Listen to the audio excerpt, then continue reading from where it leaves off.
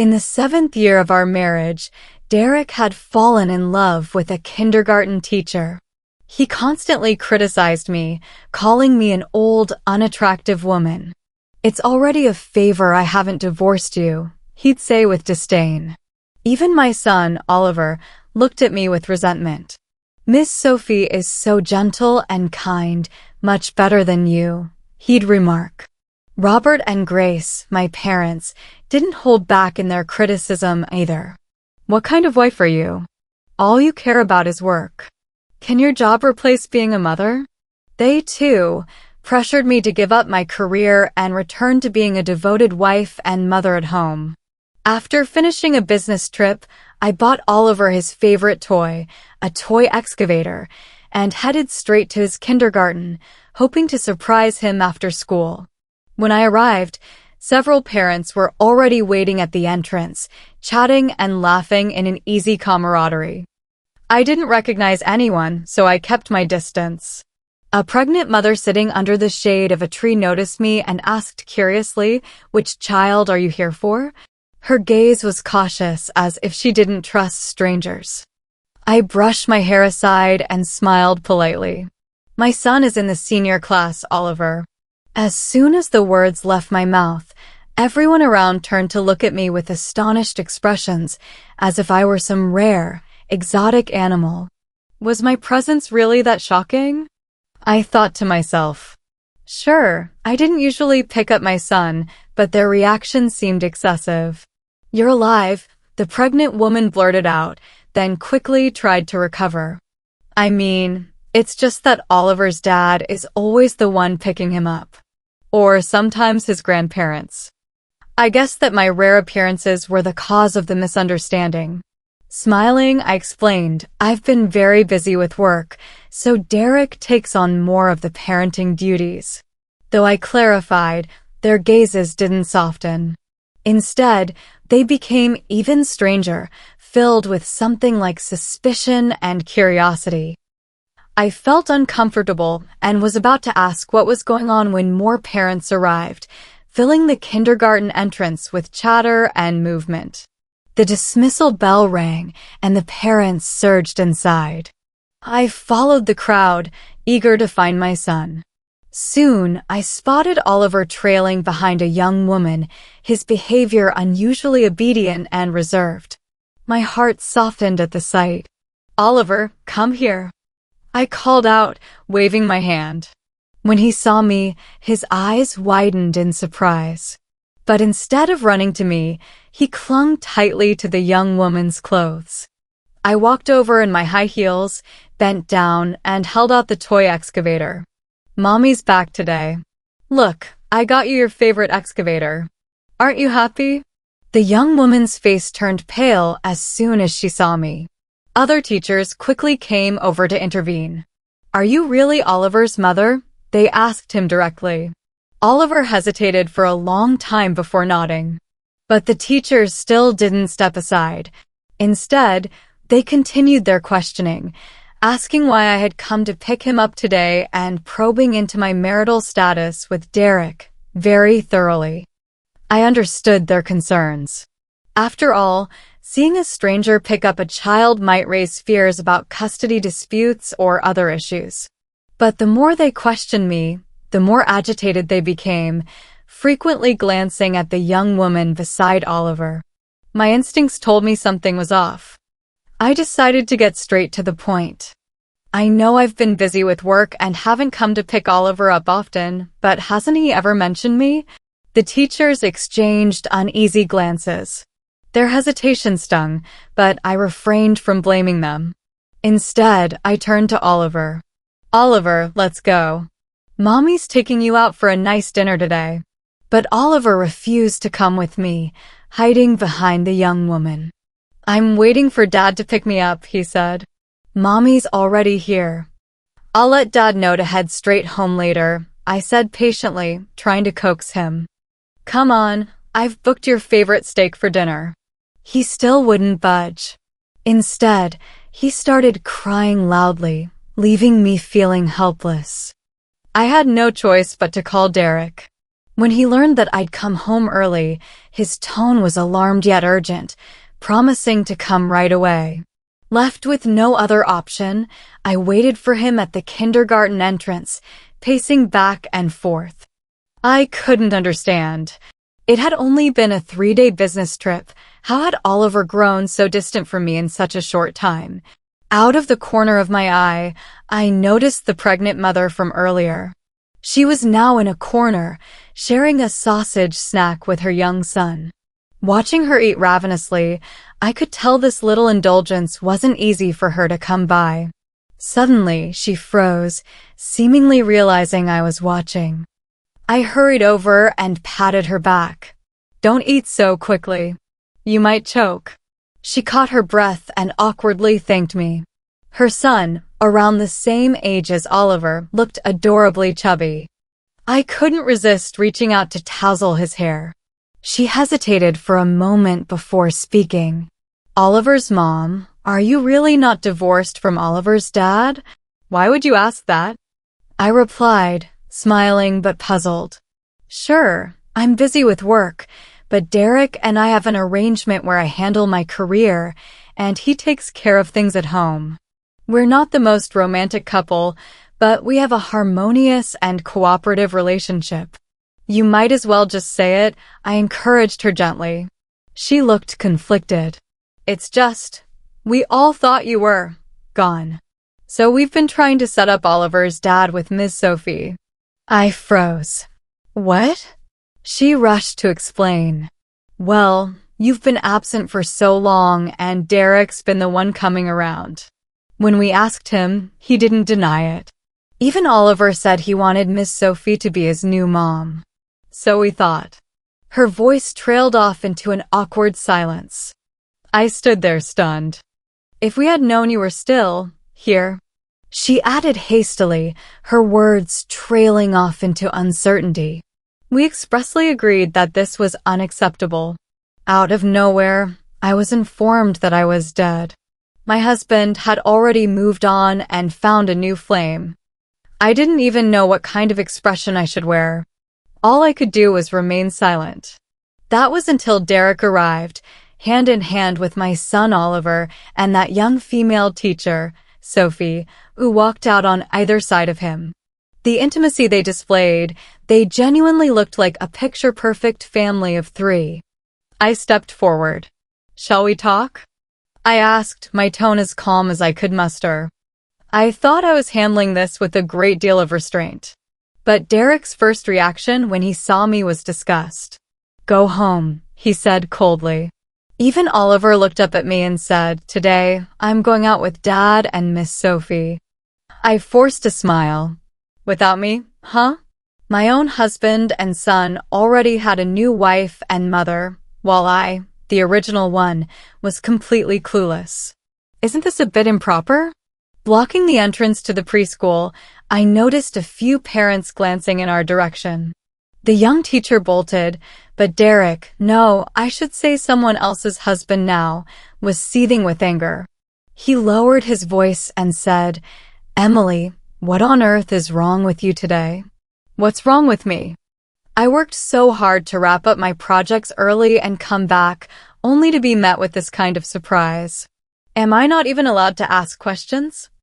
I barely finished my sentence before Derek grabbed my arm and pulled me away. I struggled, unwilling to leave, but his grip was unusually strong this time. He opened the car door and shoved me into the back seat. Before I could even sit upright, he slammed the gas pedal. The sudden motion sent me lurching forward, my forehead smacking hard against the back of the front seat. My head spun, and in that moment, I heard Oliver mutter, "Serves you right." "That's what you get for bullying Miss Sophie." My heart skipped a beat. I struggled to sit up and reached up to touch my forehead, only to feel a wet stickiness. My forehead had split open, and my hand was now covered in blood. Trying to steady myself, I said as calmly as I could, "Derek, take me to the hospital." He glanced at me through the rearview mirror, but ignored my request, instead continuing to drive toward our house. If I had only been angry before, Now my heart felt ice cold. "Are you trying to get a divorce?" I asked, my voice low. "You're stooping pretty low, don't you think?" Screech! The car came to an abrupt halt. Derek opened the door and shoved me out onto the roadside. "You're nothing but an old, ugly hag," he sneered. "You should be grateful I haven't divorced you yet." He got back into the car, rolled down the window, and added, "Take some time to calm down." I rushed to the car, pounding on the door. "Oliver, open the door for me." But Oliver looked at me with disgust and said, "Miss Sophie is gentle and kind. She's way better than you, Mom. You deserved what you got." And with that, father and son left me behind, driving off without a second glance. Cars passing by honked their horns, and I had no choice but to move to the emergency lane, dialing for help as I went. One car sped past and couldn't brake in time, nearly hitting me.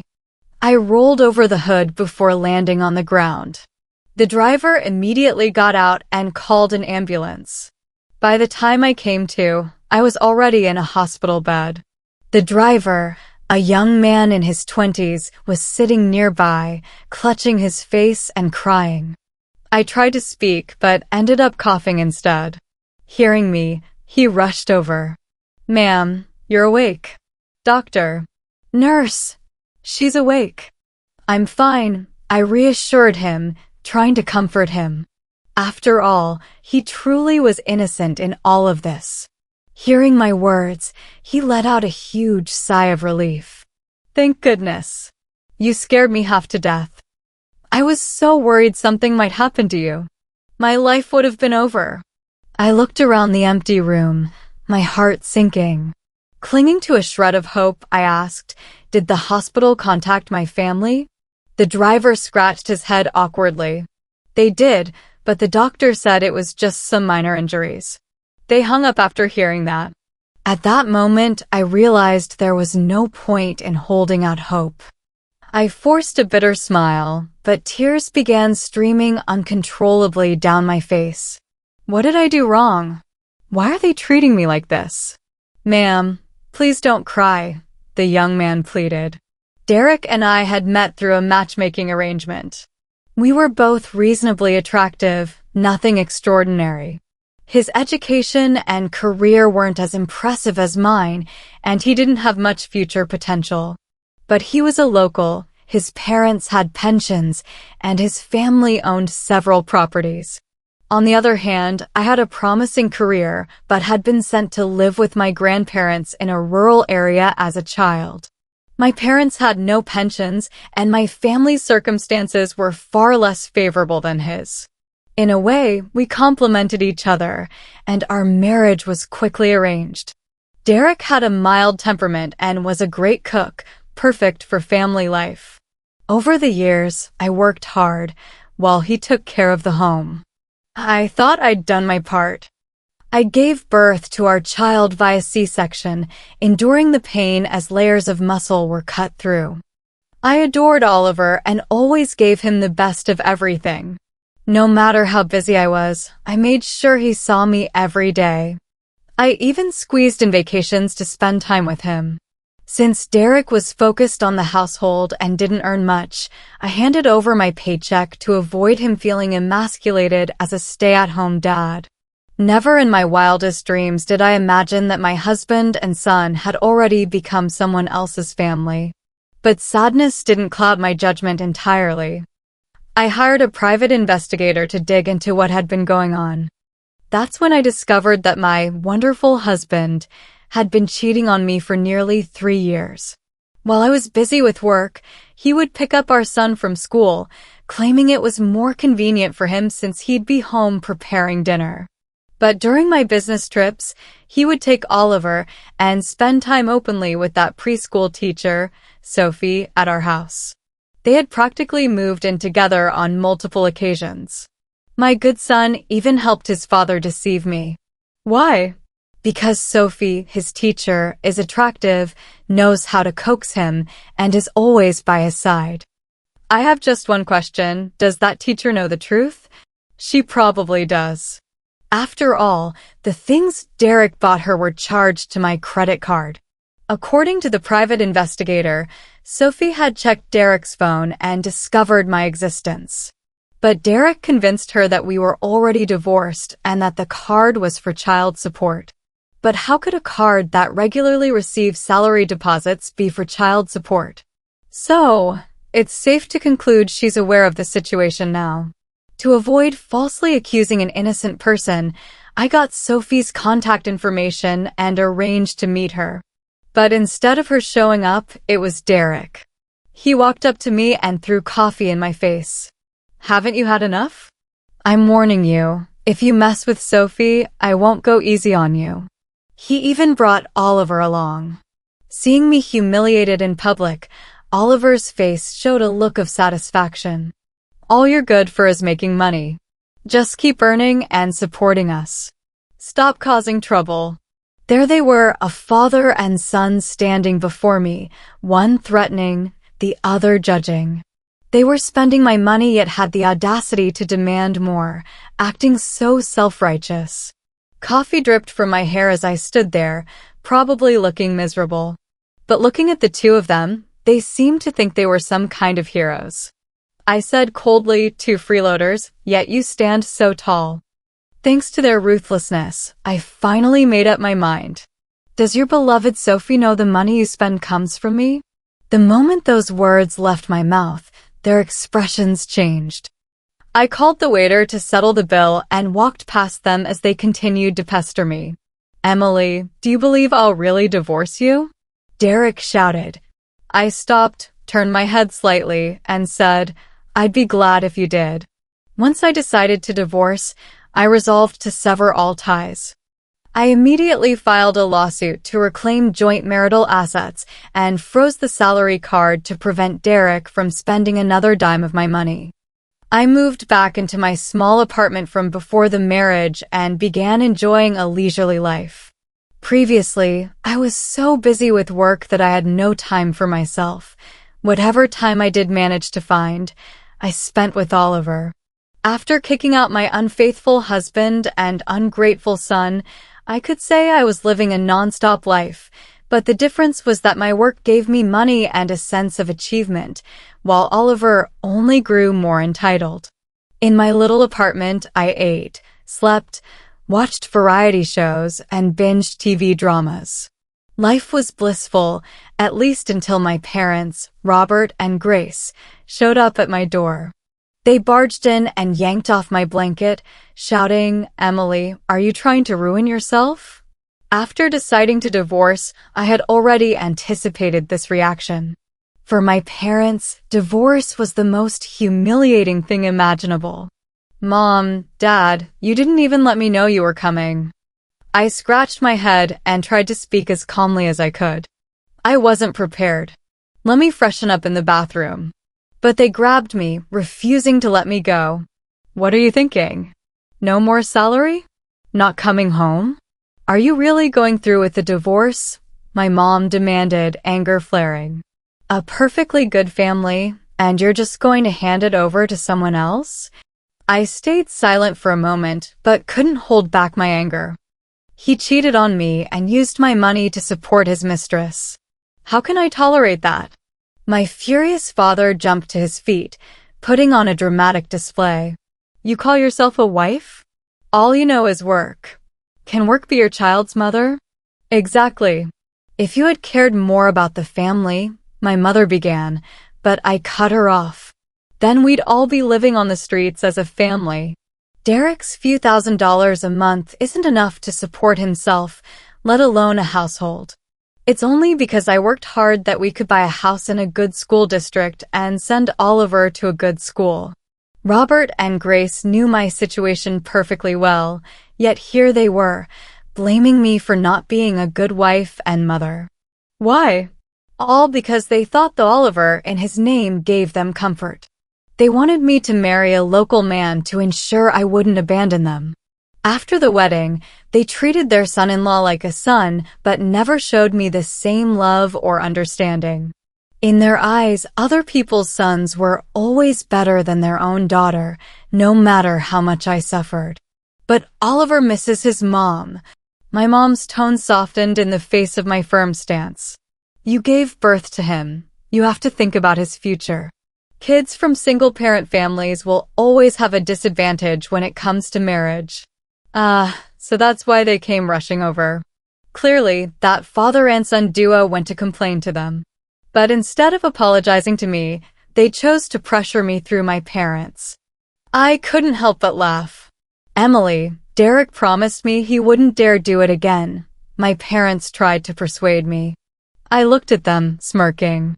No matter what happens, Oliver's last name is still Wu. He only acknowledges his dad. Us Robert and Grace raising him is just a waste. How about this then, I said sincerely. After the divorce, I'll quickly find myself a boyfriend, someone healthy, good-looking, and intelligent. We'll have a child who takes our family name. If we tell people this new child is 2 years older, they might just think. I got a baby boy in the divorce, and to our family, the Johnsons, it wasn't a loss at all. At least we still had a descendant. For my traditional parents, Robert and Grace, I'm their only child. If I didn't have a son, it would mean the end of our lineage. The name Oliver, at least, carried on the family name in some way. In the future, Oliver could visit our family's grave and continue the legacy. But what if I had another child with the last name Johnson? My father's face turned red at the thought. I quickly seized the opportunity and said, Dad, Mom, you're both quite free these days. I'm so busy with work, but don't worry, I don't lack money. Isn't this perfect? They looked conflicted. I suggested they take their time to think about it and said, if needed, I could even find a live-in son-in-law. After sending them off, I returned to the house I shared with Derek. To my surprise, I found Sophie, Oliver's teacher, wearing my pajamas and happily playing with Oliver. She'd already made herself at home.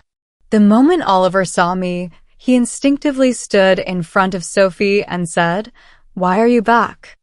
I let out a mocking laugh, my gaze lingering on Sophie's figure. She did have some charm. No wonder even someone as honest as Derek couldn't resist flipping on me.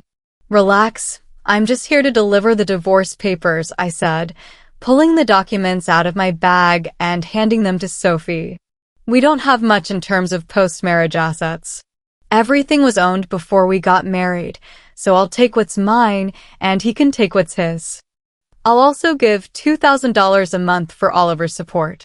If that works for you, have Derek sign it. Sophie looked at me in disbelief. Seriously? Of course, I replied. I earn a lot and most of my income has gone to supporting the family, paying for all kinds of insurance, educational, medical, commercial. While I don't have much in savings, these insurances are far more valuable. The house? Bought before the marriage, so there's no need to split it. Honestly, besides Oliver, what else is left from this marriage? I pretended to have a sudden epiphany. Oh, right. The money Derek spent on you. That's joint marital property. It's about $50,000 or $60,000. If you pay me back half, I'll withdraw my lawsuit. Sophie bit her lip, looking pitiful. I didn't know he was still married when we met, she said softly. Oh, so now you're cursing me to my face? I sneered. Fine, see you in court.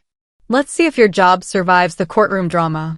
To my surprise, Derek actually managed to raise the money without batting an eye.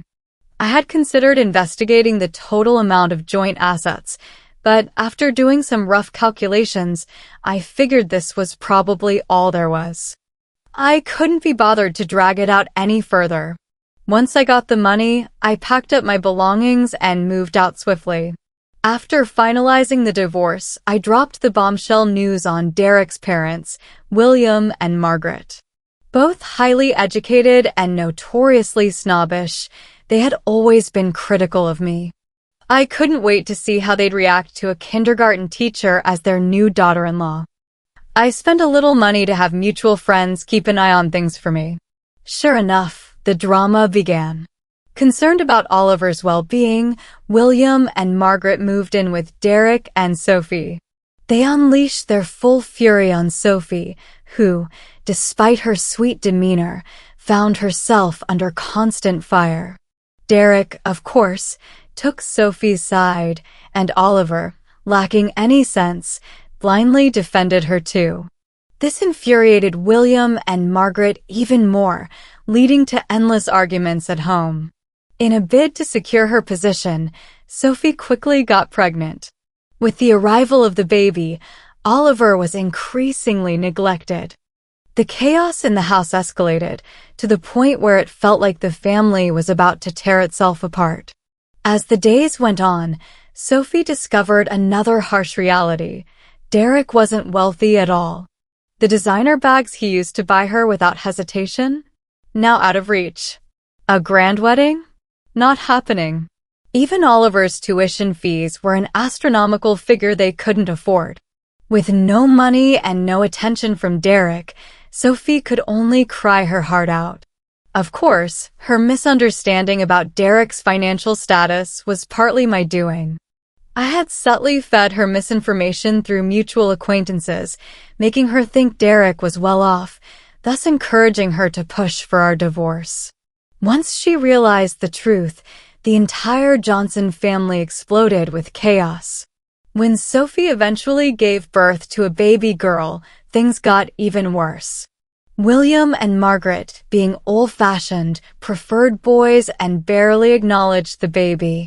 A mistress's daughter will inevitably bring shame to the family, they said. Unable to bear the toxic atmosphere at home, Derek moved out, enjoying the freedom of living alone with a bit of cash in hand. It wasn't long before he found himself another girlfriend, someone even less educated and capable than Sophie, but younger and prettier. The Johnson family drama never stopped from the moment I left. I watched the show unfold with great amusement. Then, out of the blue, they sent Oliver back to me. "Mom, where have you been?" Oliver asked, sitting by my doorstep with a forlorn look. I nearly jumped out of my skin. Seeing it was Oliver, I sighed. "What are you doing here?" He pouted and said, "I missed you. Can't I come to see you?" I didn't buy it. From what I knew, they treated Oliver decently enough, though they had been pestering me to increase child support, which I had refused. Now they were dumping Oliver on me, clearly with some ulterior motive. But since Oliver was already here, I couldn't just turn him away. I opened the door and let him in. As soon as the door opened, Oliver's smile froze. On the floor, two little girls were crawling around, playing. Robert and Grace were sitting on the couch, joyfully playing with their twin granddaughters. Two nannies stood nearby, keeping an eye on everything, while another nanny was busy cooking in the kitchen. This was my current life. Although I hadn't remarried, I had found myself a handsome man and given birth to a pair of genetically blessed twin daughters. I hired nannies to make sure my parents wouldn't be worn out in the slightest. On top of that, I had received a promotion and a raise, bringing in a higher income with fewer business trips. Life had become much more enjoyable than before. "Mom, who are they?" Oliver blurted, looking aggrieved as he pointed at the girls on the floor. His outburst startled the twins, who burst into loud wails. Robert and Grace also showed discontent at Oliver's behavior. "Oliver, what's wrong with you? Why are you scaring your sisters the moment you walk in?" I scolded. Oliver stomped his foot in frustration, his nostrils flaring as he breathed heavily. His tantrum had my heart pounding slightly, so I signaled the nanny to take the twins back to their room before addressing Oliver with a measured tone. It was clear that without my financial support, the Wu family wasn't doing well. William and Margaret's retirement funds were barely enough to sustain Derek, and Sophie wasn't benefiting from them at all.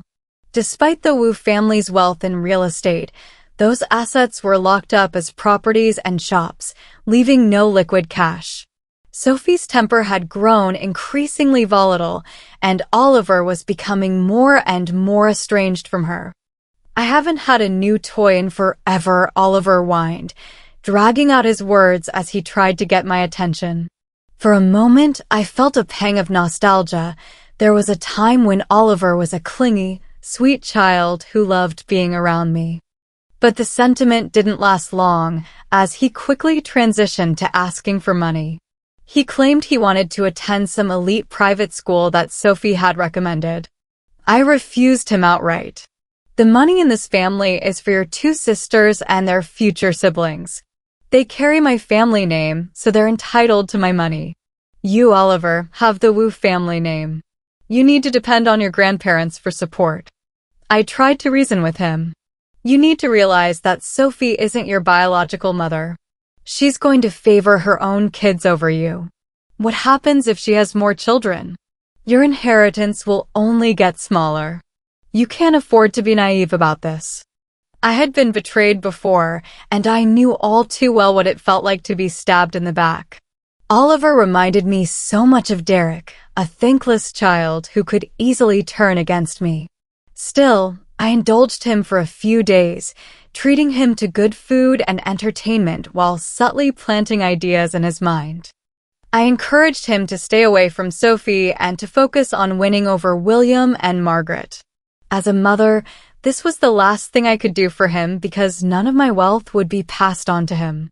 He had no choice but to secure the Wu family's assets. Oliver, remember this, your grandparents adore you.